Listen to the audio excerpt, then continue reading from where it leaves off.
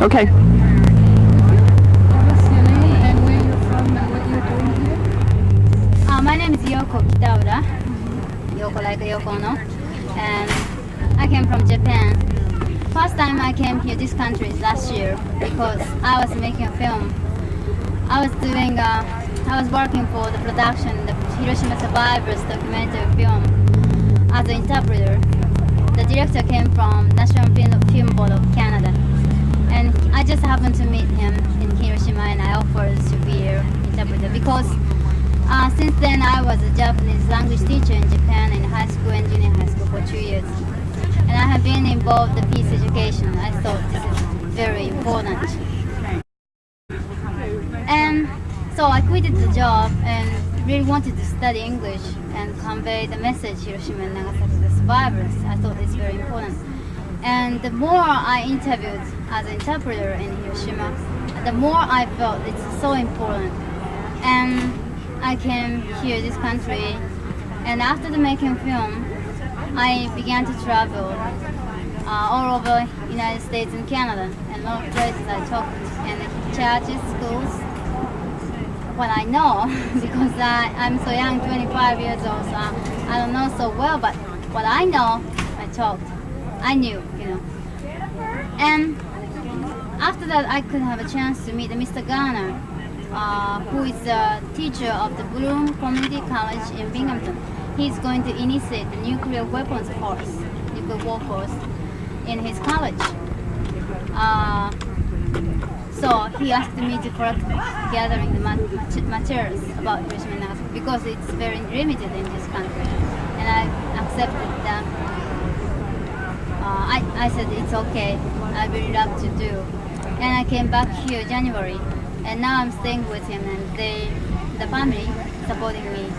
So I'm now studying English and peace and continue researching survivors' situation and talking in many schools and churches. I think it's very important and I'm so happy to be here. Could you tell us what kind of response you've been meeting here in this country when you talk about Hiroshima and Nagasaki? What kind of responsibility? As a Japanese, you know, Japan is the only country, and people think that the World War II was ended by atomic bomb, by bombing of the United States. It was true, but it was also, we can say, it was the beginning of the nuclear war. When we think about it, it's the beginning of the nuclear war. Even the World War II was begun by the Japanese people's mistakes in Pearl Harbor. We Japanese people cannot keep silent about that. It is so important because the incident happened, the experience of bombing. It's the special thing we should prevent. We have to refuse it to occur again.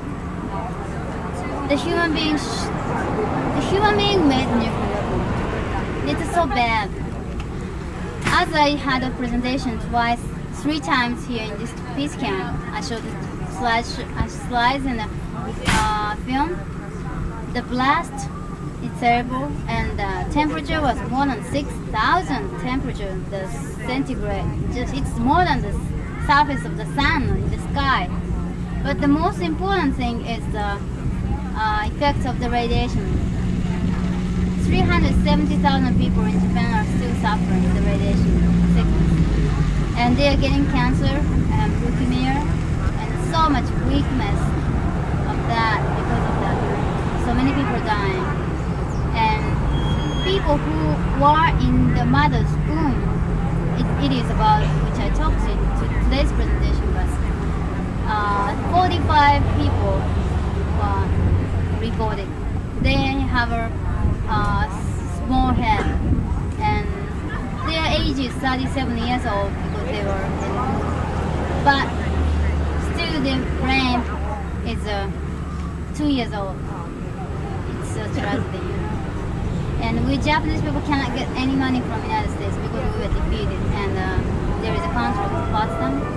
I don't know the pronunciation, but so we cannot get any money from the United States. So instead of that, Japanese government should support the survivors, but it is also difficult. It's not going. It's a hard way to get the government support. So survivors are still having hard time, economically, mentally, and physically. Could you tell us a little bit about the state of the peace movement in Japan, and in particular in view of the recent militarization of Japan? Yes, the government is now very inclining to United States, but many peace movement, grassroots movement happened last year, and it's going well. But there are many United States, U.S. base in Japan, like Okinawa, and people are suffering, And Iwakuni, it's just the next city of Hiroshima, and people are trying, struggling, yes, and especially I can tell is I think the Japanese peace education is much better than here, I think, because we're defeated, and during the war, the teacher have to encourage children, let's fight very hard with U.S. people and try hard. But just after the war, became so democratic country by United States, so teacher have to say, we have to be democratic. It's so totally contrary. So the teachers union were united, and the slogan is, let's never send our children to the battlefield again. It is very strong, and I think we can be proud of that. But still a lot of conservative people, of course. I myself, I had a big hassle with the president of the school to show the film or not, and he said it's too heavy, too hard for the children. But I thought we should do, otherwise children cannot understand, because many children like war, like nowadays.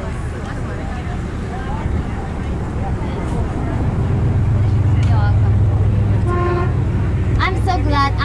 I have to say, I think the United States people should proud the women here. This is great. I took a lot of picture. Maybe I can show. I took a lot of picture, and I'm now writing article too in Japanese, and I'm going to send to Japan because it's a so little coverage, almost no. So.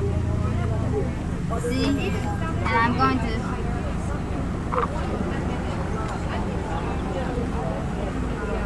to send to Japan, and I'm going to tell to them such a wonderful movement by women here in this country, and also such a shame of the United States, the resident people here against us, You mean the local people? Local people. Here? Some of them. That is a shame of the United States, I think. And so United States people should be proud of these women here and feel shame of them. Yeah. And I'm so glad here and have a presentation, talk, and convey messages. And I said, please tell me if you need me. I'm come anywhere. Just a donation of something. It's a slideshow that you show. Yeah, I have a lot of films and slides and a picture, booklets, many things. Because when I was getting materials, a lot of survivors gave it to me, the letters and materials, because they said I'm too weak. I cannot go anywhere, so please do convey this message instead of me. So I feel a lot of responsibility. I have one question I need to ask you about the Zuru, the crane. Tsuru. Zuru. Yes, Tsuru is a symbol of Japan. It happened in 1955. There is a woman, maybe you might know about Sadako, the story. There is a Sadako, it's a girl, and she was so healthy, but when she was 2 years old, that atomic bomb was dropped. After 10 years, she was fine. But when she was 12 years old, she got a leukemia, and she had to go to the hospital.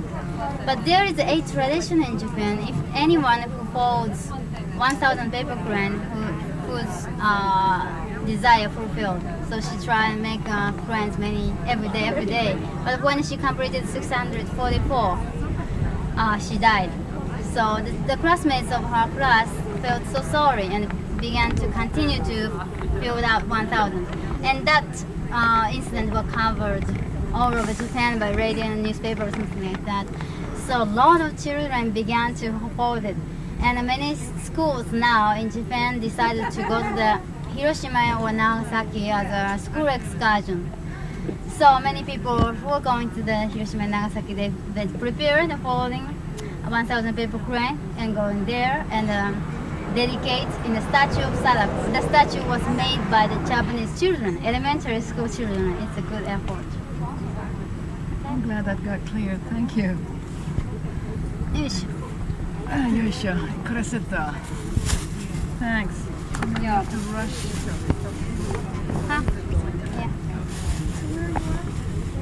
Bye bye.